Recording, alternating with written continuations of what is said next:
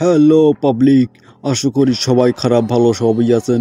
তো আজকে দেখা করব আমার টাইম লাইনে গিয়ে আমার যে বাচ্চাদের যারা কেমন দেখতে ছিল সেই 1688 সালে। তো যাওয়ার পরে হঠাৎ দেখলাম আমার সেই বাচ্চারা বসে আর শুয়ে আছে। তো বললাম, এই পাবলিক তোমরা কেমন আছো? তো বলল, হু আর ইউ?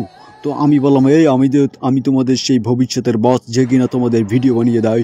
তারপর দেখলাম হঠাৎ বিল্লু খান উঠে এক্সারসাইজ করা শুরু করে দিল আর বলল, এই মিয়া উগান্ডা, তুমি এখান থেকে ভাগো, আমরা এখানে কাজে ব্যস্ত আছি। তো আমি বললাম, এই তোমরা আমার সাথে ভালো ব্যবহার করো, আমি কিন্তু তোমাদের ভবিষ্যতের বস। তো বলল, ভবিষ্যৎ দেখার কোনো টাইম নাই, আমরা এখন কাজে ব্যস্ত। তো তারপর বললাম, তোমরা কিসের কাজে ব্যস্ত? তো বলল, ও হে উগান্ডা স্যার, আমরা অনেক ভিআইপি কাজে ব্যস্ত, সেটা হচ্ছে আমরা শুয়ে আছি, এটাই সবচেয়ে বড় কাজ, কারণ আমরা অলস নাম্বার 1।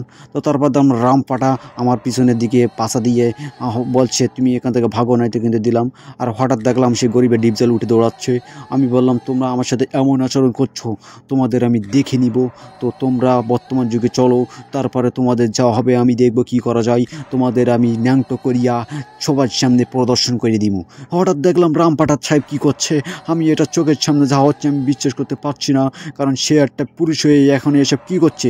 তো চলুন আগে আমরা বর্তমানে চলে যাই। 2000 years later.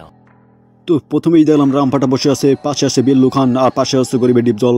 তারা যেভাবে দৌড়াচ্ছে তাদের ডিএনএ টেস্টের কোনো দরকারই নাই, যে তারা আগে সেই 3 পাবলিক। আর তারা বললো আমি নাকি তাদের বস, সেহেতু আমি নাকি বড় রামপাটা।